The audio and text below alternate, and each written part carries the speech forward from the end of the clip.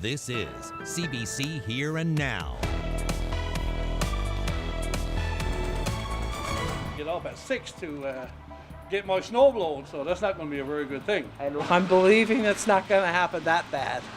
Oh, now getting more snow is not. I got my snowblower put away for the year, so. As you can see here, look, I was out digging worms, getting ready to go fishing. Don't get too used to spring yet. Gander gets the plows ready. The snow has just started and more's on the way. Snowing on Gander right now after a day of rain. As that temperature drops, we wonder, is winter back? Good evening, I'm Anthony Germain. And I'm Debbie Cooper, and let's start with Ryan. Hello. Yes. So snow actually May 24th. That's right. We made it through the weekend. That's right. Where they say it always snows on 24th of May. Well, how about on the actual 24th of May, which of course will be tomorrow, and it will still be snowing in central parts of Newfoundland. And you can see there's the live shot in Gander. He's taking off before the whole truck fills up. Oh man. It's a little tough to see, isn't it? Yes, but here we are. Again, May 23rd, and we do have the snowfall warnings in effect for Terra Nova, Gander, Bonavista, North Bay of Exploits, and Grand Falls, Windsor. That'll likely be the bullseye with this system. Special weather statements for the Avalon. Likely not going to see any snow here, but we will see maybe a few wet flakes as far west as Conception Bay North, and then definitely some wet snow mixing in Clarenville, Bonavista, and out towards the Bayvert Peninsula as well. We'll see some accumulation there. This is the snowfall map. Yes, a snowfall map in late May. And again, this is likely going to be the bullseye here, where we could see 20, if not 30 centimeters of the white stuff. Now, how much accumulation there will be will likely not exceed 30 centimeters, but we could certainly see 30 centimeters fall and be recorded at the airport, especially in Gander, where that looks to be the bullseye. West Coast will see a trace to as much as a slushy 5 centimeters. So, yeah. Soak all that in, and note that there's another one coming for later in the week that could be bringing some wet snow even to St. John's and the Avalon as we work into the Friday night time period. We'll talk more about that coming up, but for now, let's send it over to Garrett. Garrett, how does that snow feel hitting your face here on May 23rd? Isn't it lovely? Well, yeah, you're right. It was just May 24th weekend, and of course, we're an optimistic people sometimes, so we did have my sunscreen out. I did have my sunscreen out earlier on Monday, but of course, no need for that today. No, we've put away our sunscreen, we've put away our lawn chairs, and now we're breaking out the shovels again. I spoke to a couple people in around here in the Gander Mall, and some had a little bit of hope that this whole system was going to miss us completely, but most of us spent the day getting ready for what tonight's going to bring. As you can see, I haven't put my snowblower away yet. Right. But what I want to do is go back up to my warehouse and put the plow back on my truck that I took off a few weeks back. But I don't expect to be that busy. I think the other operators around town are probably, like myself, getting prepared for the 30 centimeters of snow that we're expecting. You can't have that. This is May. We can't get to 30 centimeters of snow. I told my sister this morning, because I'm visiting from Ontario, where it's 28. I said, we're going out with the water hose, and we're going to wash it all down. So. It's not. I got my snowblower put away for the year, so I'm from 28, not from Gander actually, but I hope we don't get so much as Gander gets. Oh yeah, I'm going to bring it out this evening, and if it starts snowing, I'm going to bring it out and get it ready for tomorrow morning. Do you want to hear something pretty funny? I do want to I'm hear out something. shopping for a bicycle for my granddaughter. Today? Yes! We're getting her bicycle for We're just passing. hoping the snow We're don't hoping, come. We're hoping the snow don't come. Right? Well, hope springs eternal. Of course, you heard about those women there looking for a bicycle, and in fact, that's just about all you're going to find here in the Gander Mall. There used to be snowblowers lined up and plows and all kinds of winter stuff lined up inside that side. That's been replaced, of course. There's bikes and lawnmowers there now. Safe to say not many people are expecting the snowstorm we're about to get here. Reporting live for Here Now, I'm Garrett Barry in Gander. All right, let's hope everyone drives safe. A lot of people have their tires off already. Now, staying with road safety, you might want to think twice about speeding through a construction zone on the highway this year. Not only are you endangering road crews, but those unsafe driving habits might now be caught on camera. It's all part of a pilot project by the provincial government to try to improve safety. Here and Now's Terry Roberts has been following that story today, and he joins us now with the latest details. Terry. Yeah, Anthony, well, as you can see, after work traffic is slowly thinning out, but everything is flowing smoothly, as you can see right now. But as we move into the construction season, motorists know to expect slowdowns as crews begin to upgrade our roads and our bridges. But as we all know, not everyone will slow down. Well, those that don't, they can expect their misdeeds to possibly be caught on camera. A tragic scene. A government worker killed near Flat Bay while trying to place signage along a roadway. A very grim reminder of the dangers. All we want to do is protect people who work on the side of the road. Now government plans to install specialized traffic cameras at some construction sites this summer. Cameras that can detect speed. A pilot project, all in a bid to catch those who refuse to slow down. If common sense and common decency alone aren't enough for people to slow down and respect these workers on the side of the road, then maybe this will be another deterrent for them maybe to check their behavior. Once you go inside your construction zone, you're actually in somebody's office. That's somebody's workplace. Government has already increased fines, and there have been changes to the Highway Traffic Act, allowing video footage to be used as evidence for issuing speeding tickets to the vehicle's registered owner. That's paved the way for this latest measure. Where if you go through a construction zone and you're speeding, we will actually photograph your vehicle, your plate, and we would then forward that if the incident was severe, that we felt it jeopardized our workers or our workers of our contractor, we would actually forward that information on to the authorities. I've been with the Construction Safety Association for about 14 years, and I don't know that a year has gone by when a construction worker hasn't lost their life on the side of the highway. So in our province, absolutely. The numbers are staggering, actually, in terms of workers that have lost their lives or been injured just for getting up and going to work. Now, government's going to issue a request for proposals in the coming days, and it's through that process where government's going to determine how many cameras they're going to need, where they're going to put those cameras, and how much exactly this is going to cost the department. Now, Steve Crocker told me today that road construction companies are very supportive of this undertaking and are very eager to have cameras set up at their work sites. Reporting live for Here and Now, I'm Terry Roberts on the Trans-Canada Highway outside St. John's. There is a glimmer of hope for striking IOC workers in Labrador West. The Steelworkers Union posted on its Facebook page yesterday that they've been contacted by IOC, and now the union is working on a new proposal.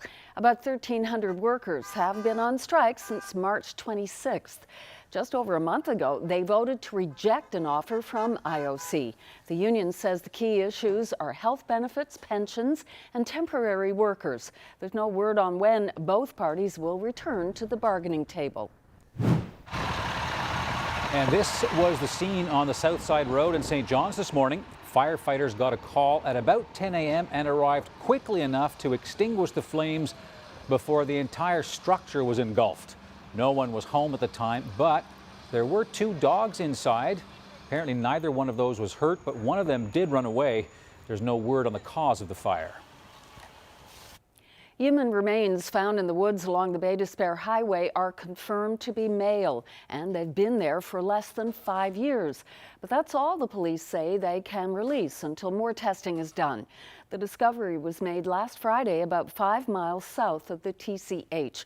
The RCMP say that foul play has not been ruled out.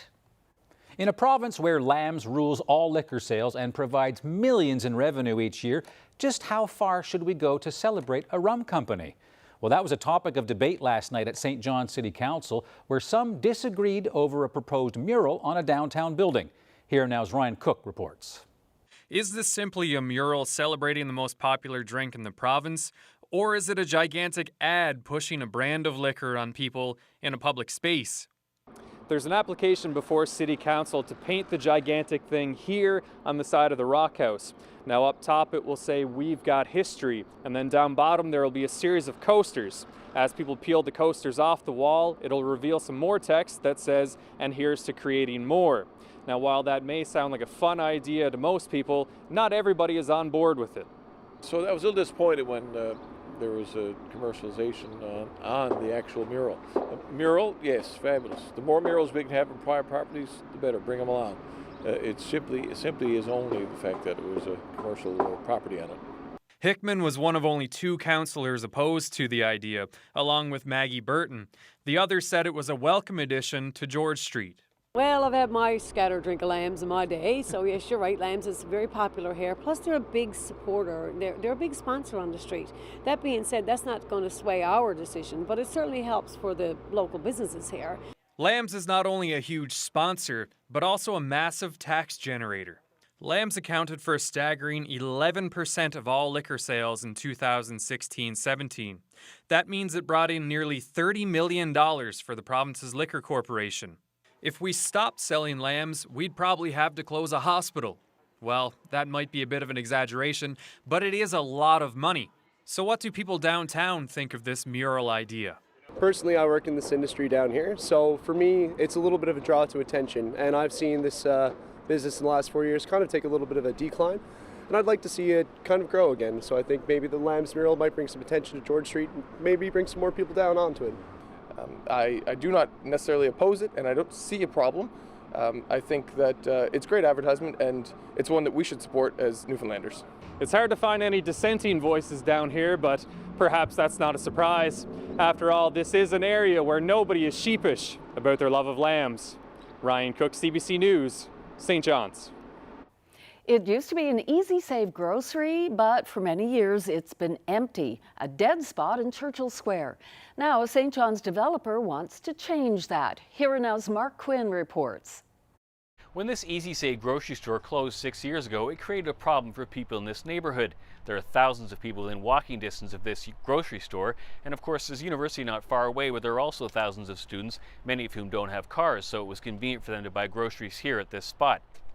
Now, of course, when it closed, it also created an eyesore in the area, something that Deputy Mayor Sheila Leary tried to mitigate by having the company put these photographs on the side here, but that didn't solve the grocery problem.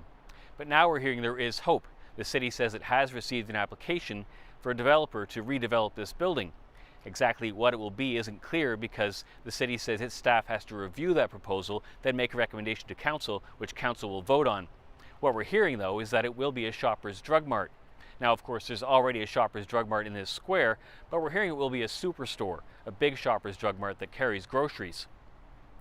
Exactly when that'll happen is still unclear. The city did receive the application about a month ago, and it's hopeful that it will come to council soon.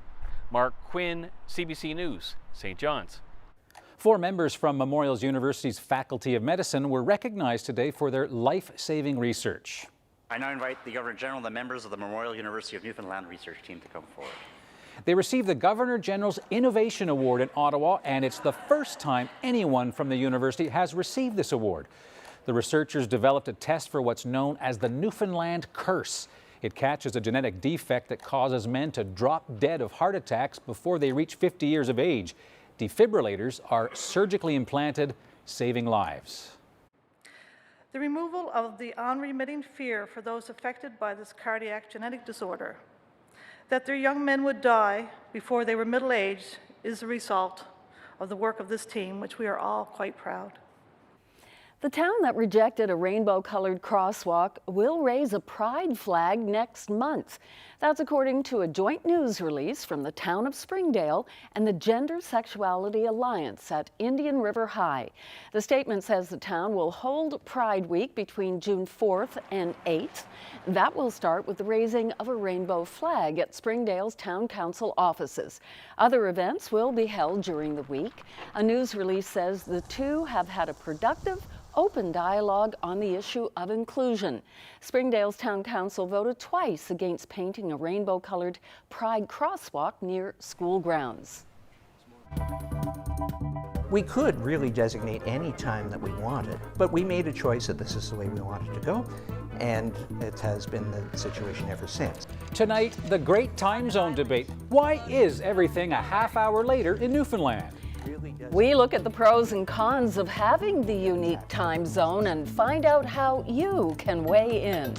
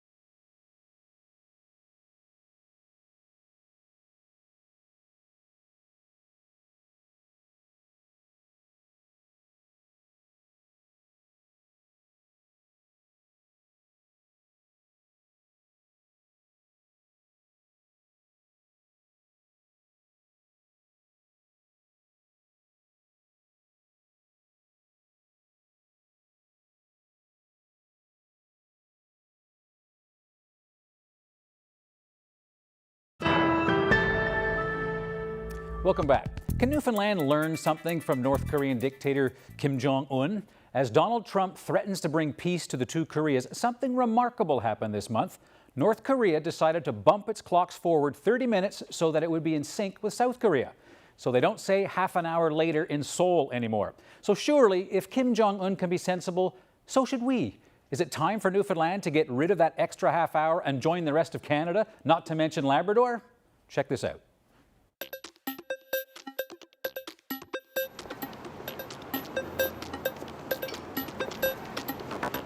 Newfoundland has an extra half hour, and I'm trying to find out why that is. Do you have any idea why that is? I don't know. Is it because we're far east? Because we're go-getters and we want to be the first ones up in North America in the morning. There's no logical reason for time zones. All right, so here we are, Island of Newfoundland. Norm, you're the expert. Explain this extra half hour to me, please. Well, we have the extra half hour predominantly because the government of the day decided that it was a good idea to be a little bit different than the adjacent areas in the Maritimes. We could really designate any time that we wanted, but we made a choice that this is the way we wanted to go, and it has been the situation ever since. As you all doubtlessly know, time zones are a fake idea. They're made up in the 1800s by Yankee railroad tycoons to help pay for the Indian Wars. Later, a Canadian inventor named Sanford Fleming convinced the British Empire to divide the world into 1 hour blocks based on their longitudinal distance from London. St. John's is halfway between Greenland and Cape Breton, so when they were handing out time zones, the Dominion split the difference, and Newfoundland time was born. Why does Newfoundland have an extra half hour time zone? Because this place is on an island, floating in the middle of nowhere. Any sense as to why people are so attached to that half hour? I mean, it's only a half hour of time as a symbol. And I think that's the answer, that it's symbolic. It really does indicate a desire to have Newfoundland as a separate entity than the rest of Atlantic Canada. People get attached to their own specific time zones. This quirk of 19th century chronometry is now a proud part of our cultural heritage, like binge drinking or the 709 area code. Newfoundlanders are obsessed with having their own time zone, but not because having it is based on any kind of formal logic. No, Newfoundlanders are obsessed with their time zone because they enjoy their nightly mention on television. That's 10 o'clock tonight on the National, 10:30 in Newfoundland. We cling to that extra 30 minutes like we cling to this rock. Passionately, madly, largely out of spite. My favorite part of the whole debate is that while the entire province is in the Newfoundland time zone by legislation, large parts of Labrador and the offshore islands ignore the legislation and observe Atlantic time zone. That's anarchy. Joey Smallwood tried to put the province on Atlantic time back in 1963. But even our local God Almighty had to backtrack after angry, daylight-sensitive mobs wanted to rip the beating heart from his body. You have so much that already separates you from the rest of Canada. You have your dart leagues and your shed drinking. You have come from away, and tiny, misshapen ponies. For the love of God, you're already distinct, Newfoundland. Let go of the time zone, and let the National come on at 10. Some people will tell you it's backwards that this island is 30 minutes off from the rest of the country, but those people are nerds, and the joke's on them. Those of us who visit Canada from here actually gain half an hour when we travel, so it's actually up to the rest of North America to catch up with us, including most of Labrador, who we deliberately left behind just so that they know who's boss. Why does the island have an extra half hour in its time zone? Because we land between two lines of latitude. We're not exactly 15 whole degrees from Greenwich Mean Time, so we're halfway between. Sounds like you actually know what you're talking about. Sorry.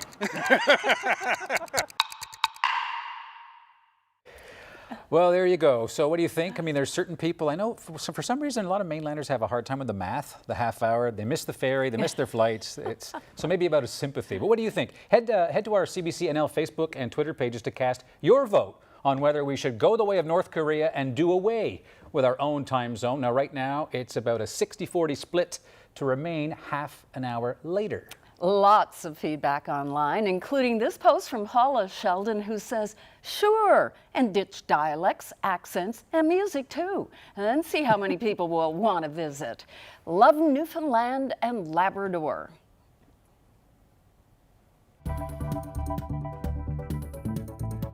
The snow is coming down here in Gander, and crews from the Town of Gander's Public Works Department are pulling an all-nighter tonight. I'll give you those details coming up on Here and Now.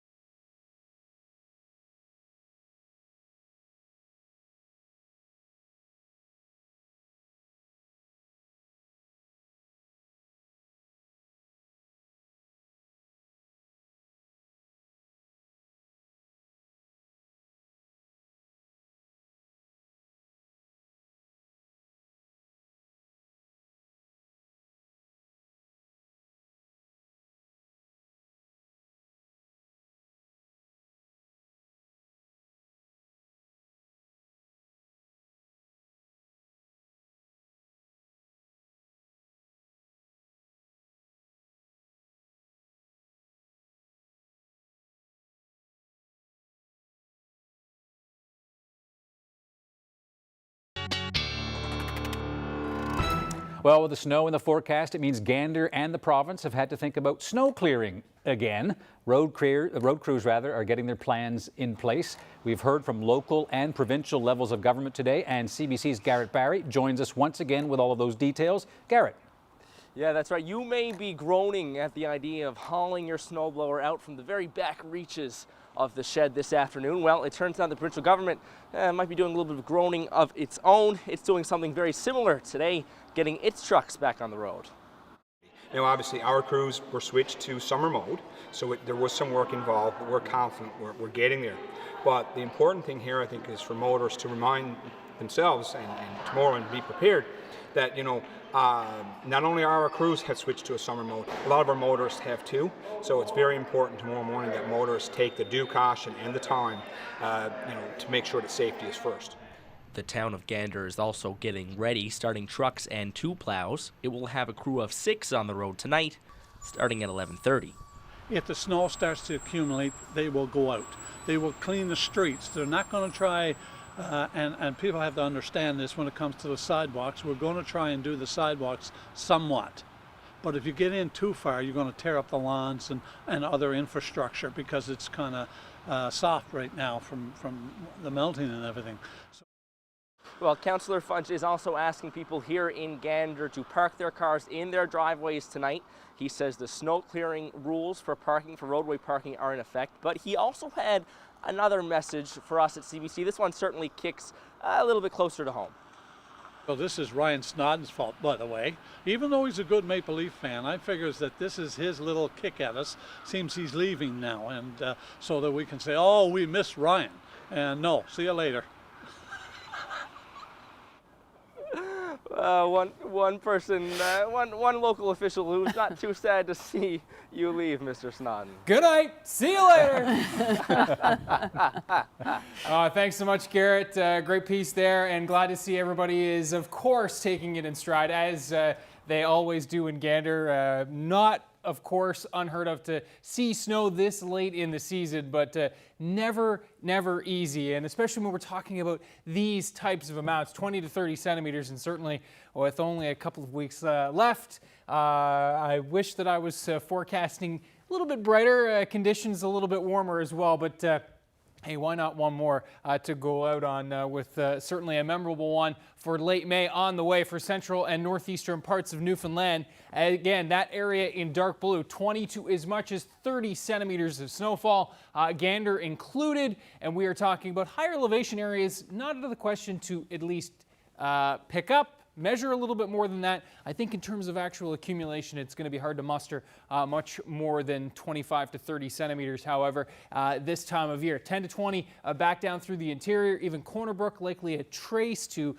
as much as 5 centimeters. That's the snow side of things. Also going to be seeing rain for the southeast from Costa Base up through into the Bonavista Peninsula, Trinity Bay, edging Terra Nova, though Terra Nova will likely be that battle between the rain and snow. But we are talking about a widespread area here of 20, 30, 40 millimeters, not out of the question. The Avalon a pretty good soaking here as well with 20 to 30 millimeters to really get that grass greening up. Now we have snow, we'll zoom in on that in a minute, already starting to edge in from the west as that colder air starts to push in, and boy, northern New Brunswick has been getting coated with snow today. We'll show you pictures of that in our next weather forecast, and there is the snow line, rain snow line, starting to edge its way towards the west coast as temperatures fall. And here's how it plays out tonight. So temperatures again falling on the backside of the system as winds become northerly. Really start to see some accumulation through this evening, mainly mid to late evening into the overnight. And again, tomorrow morning at 6 a.m.,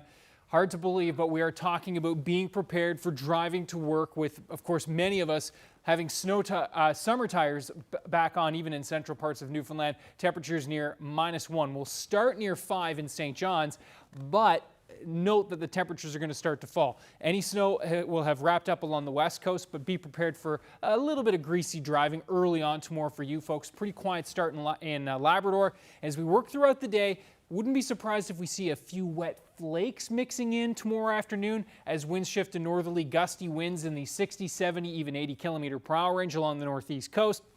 Temperatures go to 5, from 5 to 1 in St. John's in the afternoon, and so that's why we may see a few of those wet flakes mixing in. We'll actually see temperatures rebounding for the west coast as that sun starts to appear, and that spring sun, that late May sun, starts to help pop those temperatures back up. Should get to around 3 degrees in most of Labrador tomorrow. A couple of wet flurries possible in the morning, then some scattered showers, and we're talking about the possibility of more snow looking set for Friday. It will track into the west coast first. I think some wet flakes mainly mixing in for the Friday evening time period through central parts of Newfoundland, not ruling it out for Friday night in St. John's and into Saturday morning as well across the Avalon region. We'll talk about that with your weekend details and beyond with your 7-day coming up in just a few minutes.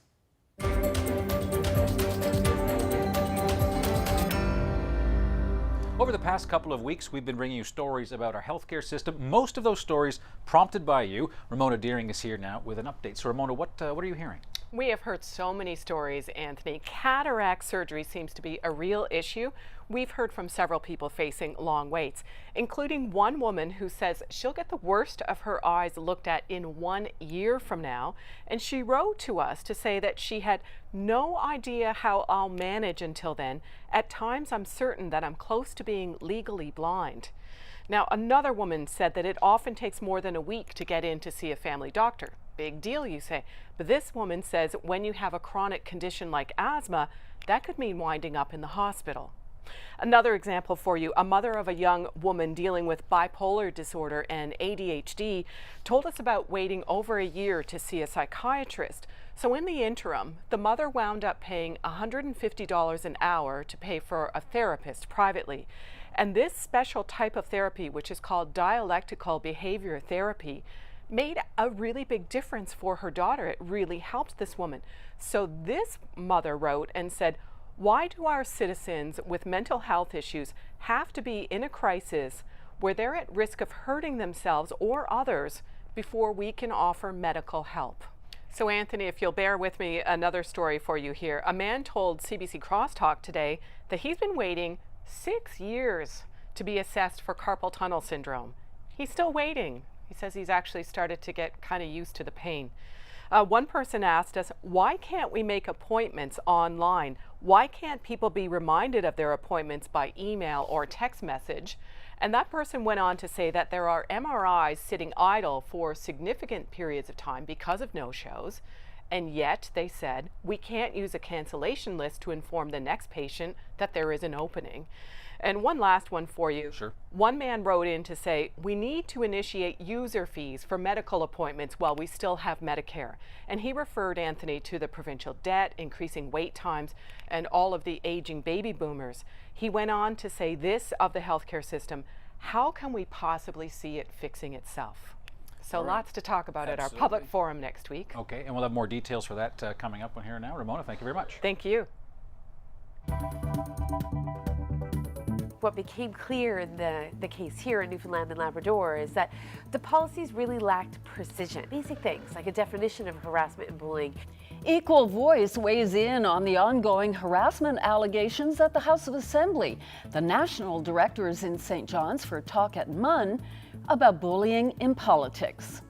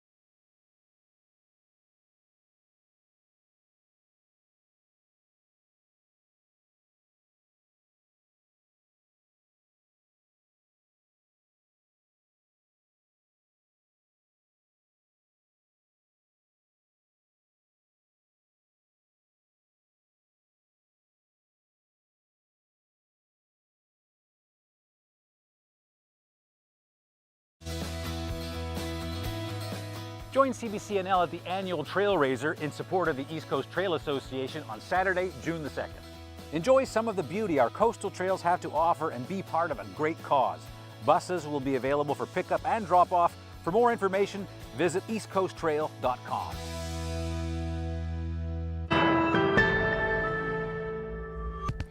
An organization that encourages more women to get into politics is weighing in on accusations of bullying and harassment at the House of Assembly. Equal Voice was part of a panel discussion at Memorial University last night. The topic, gender violence and bullying in the workplace, especially in politics. Just 1 month ago, it was a chaotic time at the House of Assembly. Accusations of harassment and bullying were flying. In the end, 2 MHAs were turfed from cabinet and caucused by the Premier, Eddie Joyce and Dale Kirby. I am the MHA who launched the formal complaint against Minister Joyce. I did experience an incident in the fall. Well, the whole issue is now under investigation by the Commissioner of Legislative Standards. Nancy Peckford is from Grand Falls and now lives in Ottawa. She's the spokesperson for Equal Voice, a national non-partisan group, and she's with me now. Welcome to the studio. Thank you. Well, what was your reaction when you first heard about this story a month ago? Well, believe it or not, we're not that surprised. As a national organization, a multi-partisan organization that works from coast to coast to coast, we'd seen it before. And while there's no doubt that some of the allegations in this case are quite egregious and very serious, the reality is that legislatures, in fact, have been contending with how to regulate harassment and bullying within their workplaces for a number of years now. Well, as you say, Equal Voices looked around the country. Is anybody getting it right? There's no doubt that policies are evolving, and I think what became clear in the case here in Newfoundland and Labrador is that the policies really lacked precision. While obviously the Office of Legislative Standards may be equipped to do some of the investigating, definitions of harassment, basic things like a definition of harassment and bullying, didn't really apply to elected officials in the legislature. So really we were in a no person's land, if you will, and that is really one of the worst environments in which to function, especially in a day and age where I think people expect more of their political institutions and really leadership from those institutions. I think there is a higher expectation, as you That's say. You mentioned the Commissioner of Legislative Standards doing this investigation. Some people are not happy with that, including some of the female MHAs, who think it should be a completely independent body. What's your opinion on that? Well, I think there's no doubt that the House of Assembly is really struggling to find the right vehicle to really get to the bottom of this. And I understand and completely appreciate the skepticism around the Office of Legislative Standards. Because there is no definition entrenched in that mechanism, I think it's hard to know if you can trust the process. And, you know, we do have women who have come out publicly who aren't necessarily activating the process through the Office of Legislative Standards. Mm-hmm. That being said, regardless of what your process is, it absolutely has to be independent. It absolutely has to have nonpartisanship at its core. And harassment policies that we've examined from coast to coast really underscore clarity about the process from start to finish so that people know what to expect when they actually activate a complaint. And I think we want fairness for both complainant and accused, obviously. It's imperative, I think, to the functioning of the democratic institutions. So I think there's work to be done here. I don't think everything is settled yet, but the province has a huge opportunity to get it right if they listen carefully. What, Nancy, came out of last night's discussion? Well, certainly I think given all the expertise that was brought together by Memorial, we can really see that a lot of women are really struggling in terms of what to do if something has happened. And it's not just a question of peer-to-peer, MHA to MHA. In many cases, we're talking about staff, volunteers, interns, party activists, public servants who themselves may have felt very vulnerable or, in fact, feel that they, were treated extremely poorly, and that does constitute or could constitute harassment and bullying. So I think there is a real need to ensure that the scope of the investigations, the conversation is as inclusive as possible to capture the experience that many, many women have been having for years in a largely male-dominated place, right? Political institutions, for the most part, remain male-dominated institutions. A lot of the vestiges of behavior and conduct in the House are not informed by emerging understandings of how we conduct ourselves. Now, just before you came to our studio, you met with the Speaker of the House, Perry Trimper. What's he saying today about the issue that they've been experiencing in the House? Yeah, well, in fact, Speaker Trimper came to the event last night to again hear from individuals, and there's no doubt that I think they're working really hard on solidifying a harassment policy, and that would be through a different committee, a different standing committee of the legislature, and they're working with this interim situation where they're activating the Office of Legislative Standards as a body through which an investigation can take place. Is that enough? Is that sufficient? I don't think we can tell right now. I know a lot of people are putting their heads together, but really I think what we need to understand is that there are many women who aren't coming forward because they fear retribution. If in fact they're an elected official, it takes a lot of courage, and we've seen this from coast to coast, to come out against your party, to come out against colleagues in your party. There are really serious implications to doing that in our culture of representative democracy. So I think we have to create spaces which allow for very honest and candid discussion. I think there's best practices across the country that can be looked at to really understand how best to proceed in a way that will ensure fairness and due process, but also give voice to many, many women's experience over the years. Nancy Peckford, we'll leave it there. Indeed. Thank you very much. Thank you. Concern for Canadian pilots is fatigue. This is their big concern. A near miss that could have killed hundreds involving an Air Canada flight. Now, new rules are expected to reduce the amount of time pilots can fly.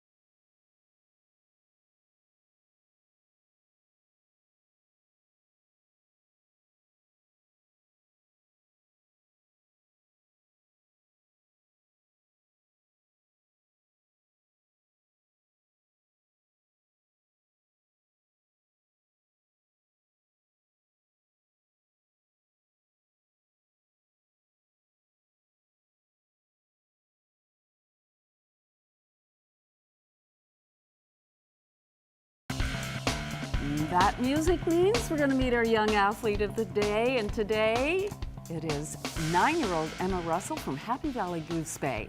She plays hockey in the novice division, and her favorite position is center. Congratulations, Emma. You're today's Young Athlete of the Day.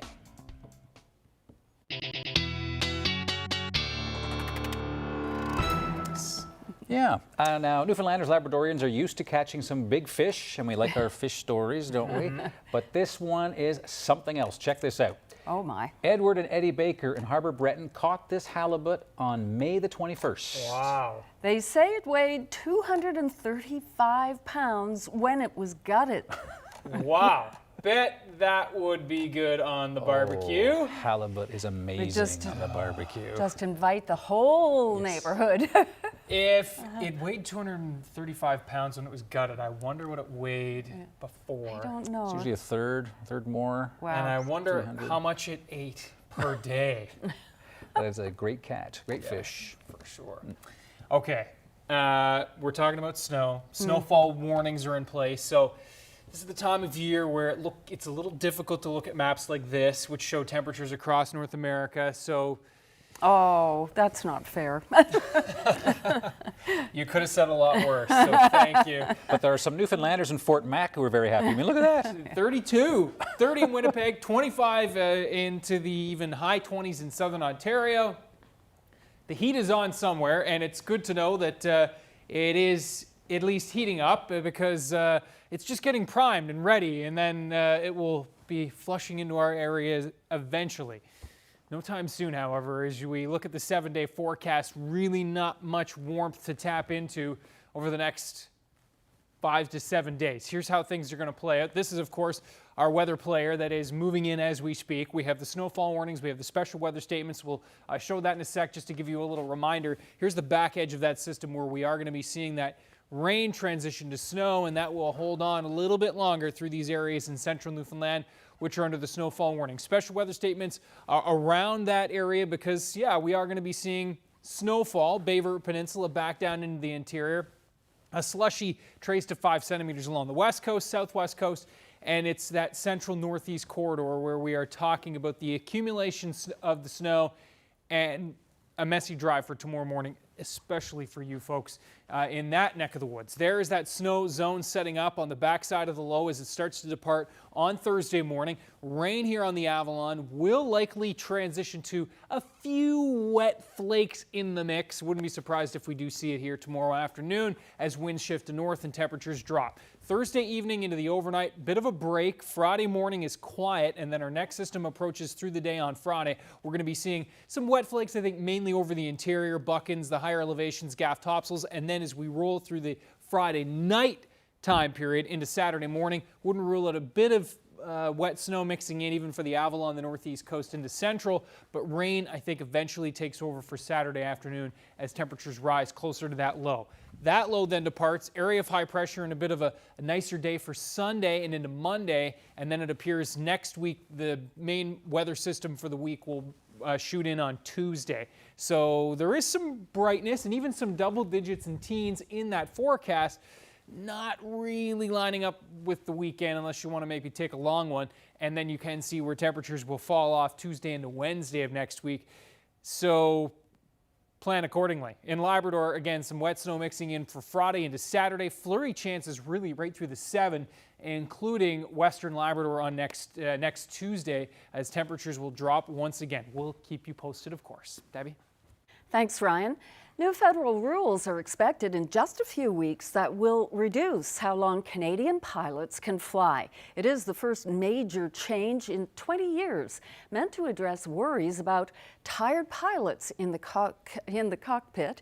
But as our former colleague at Here and Now, David Cochran, explains, some think even stricter rules are needed. Near disaster at SFO could have been one of the biggest aviation incidents in recent history. It was a near miss that could have killed hundreds.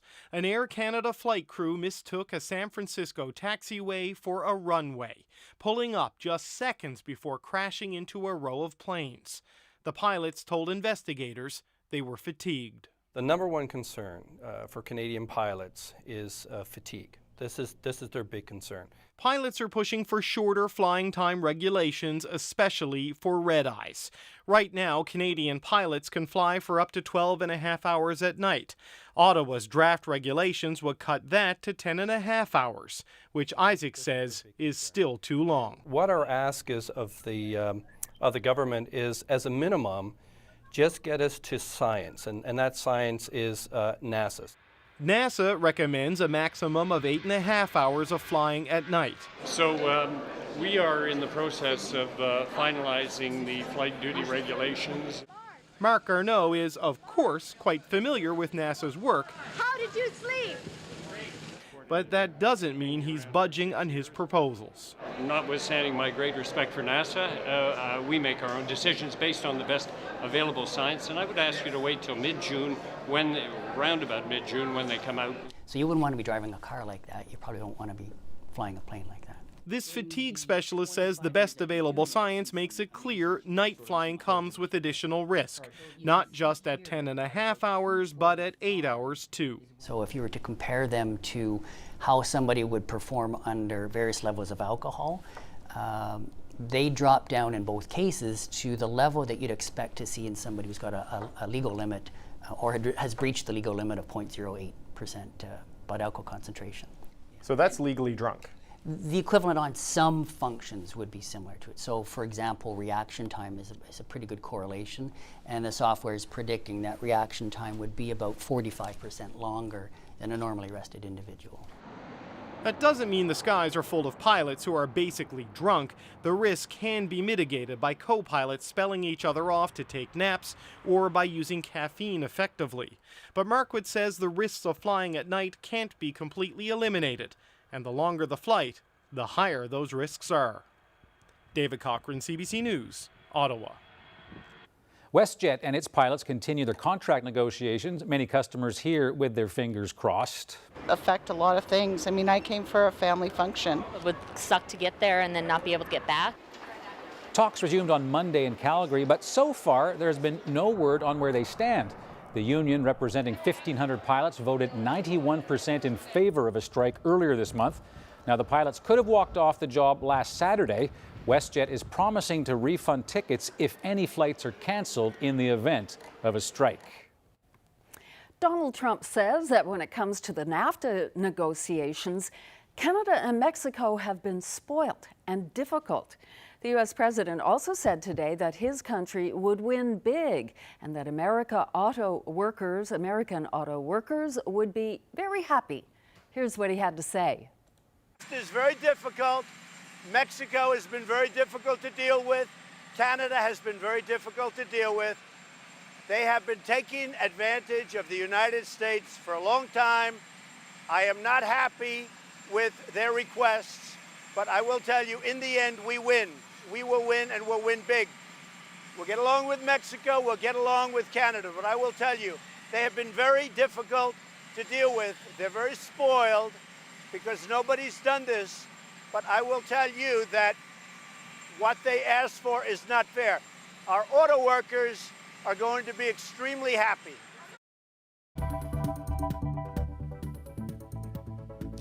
Our viewer picture of the day. This is going to be a tough one, obviously, to nail down location-wise, but it's a beautiful shot from central northeast Newfoundland and just a great shot over a pond. That is spectacular. Yes. Obviously not close to a big... Not a lot of light, right? Yeah, Yeah. no light. It's a gorgeous not shot. a big town. We'll reveal where it was taken after the break.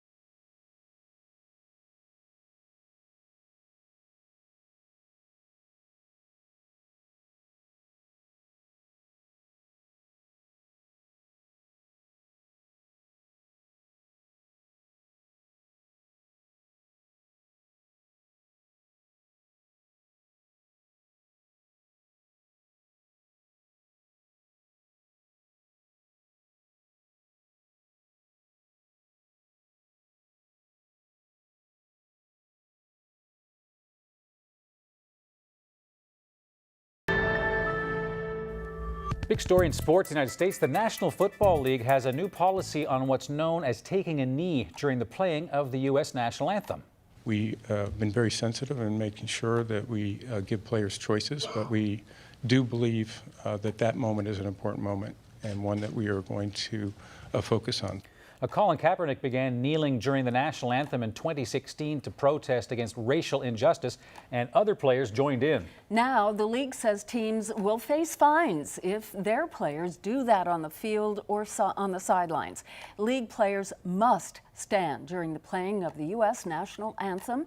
They can, however, stay in the locker room until the anthem is finished. The Players Union has made it clear it was not part of the discussions that led to the policy that was announced today. Of course, a big controversy at the time, and something that President Trump, who was just running for office, was completely against. Said it was disgraceful for people to protest. A very controversial issue in the United States. Okay, viewer picture of the day, and a beautiful shot taken by Fred Woodman, and we go down to Gambo Pond, and of course a nice spot hidden from any light pollution. Spectacular. It is spectacular. Nice Milky Way shot there, and thanks to Fred and everybody else who's been posting pictures on my Facebook page. Oh, can't get enough of those. Nope. Now, a little earlier, Anthony, you did a piece on our unique time zone. Yes, and we invited you to take part in our Facebook or Twitter poll and send your tweets. And we got a few tweets already. We got time to actually take a look at some of them. We'll share a couple. This is from Jeff at Jeffrey K. Brace. Sure, and change our name to Nova Scotia while we're at it. I, for one, like having a unique time zone. There's that one from Jeffrey. And from Joan Sears, she says, I don't think it's ever a good idea to follow in the footsteps of North Korea. A fair point. And I like the hashtag, save our time zone. Now, it's not too late for you to have a say. I've been looking at some people saying let's scrap the half hour. Well, what do you think? Check out our Facebook page and our Twitter handle, CBC NL, and have your say. Vote yay or nay for that extra half hour. Yeah. Thanks for being with us. See you tomorrow. I'm neutral. Good night. Yeah. See you tomorrow at 6, 5:30 in Labrador.